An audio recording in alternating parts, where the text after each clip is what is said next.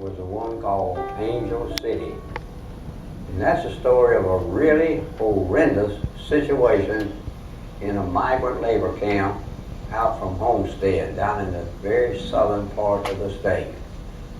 Well, here again, I faced the same situation.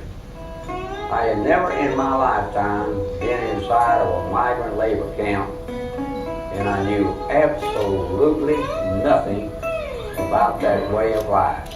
So here I go again. I went to a Goodwill store and I bought an old raunchy pair of Brogan shoes, some old blue jeans with holes in them, and a chambray shirt. And I went down there and passed myself off as a migrant worker. And over a period of a year, all the time again I could get away from my job, I spent down there with those people. I went out in the fields with them. I picked tomatoes, squash, cucumbers, beans, and all that good stuff, so I could really understand that way of life well enough to write about it. I almost quit that venture 1,000 times, and it wasn't because of any lack of communication. It was just pure physical torture. There's just no way anyone can imagine what life is like for a migrant worker unless they live it. But sometimes when you're writing fiction based on real people in real life situations, you might have to do some things that you otherwise would never do. But some good did come from that novel.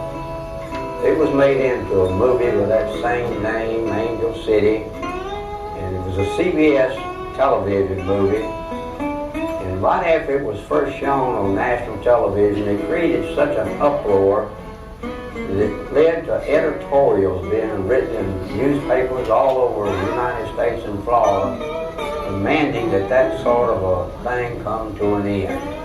So that led to the passage of about a dozen brand new laws regulating migrant labor camps and migrant labor crew chiefs. So it did some good for people who were unable to help themselves. So that's a brief review of some of the books that he wrote before he wrote the one that everybody came here to hear about.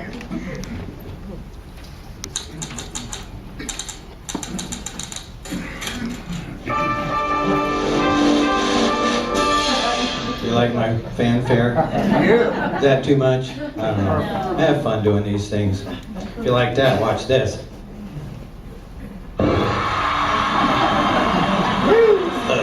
There it is. This, it's been said that a book is more than a pound of paper, ink, and glue. And this book certainly is. It's been in print for 30 years continuously. That's very rare for a book to be continuously in print for that long. They just went through the 41st printing of the hardbound copy. I don't know how many copies they've made, but this book is probably going to be around long after all of us are gone. It's just one of those books that just keeps on living its own life. You're all familiar with this cover, right? You've seen that one? Has anybody ever seen this cover? Oh, I went too far. Sorry. Well, okay. It has to finish the animation. So they went kind of overboard with Zek, I think. Don't you? When this came out, Dad wrote me a letter. He said, they made Zek McIvy so good looking that females will buy the book just for the cover. And I'm pretty sure they did that on purpose. I can buy the way they drew Glenda and Tawanda, but this shirt open like that's too much. When this book came out, Dad said, that looks like a romance novel. And I think he was a little embarrassed by it. It was kind of cheesy in a way.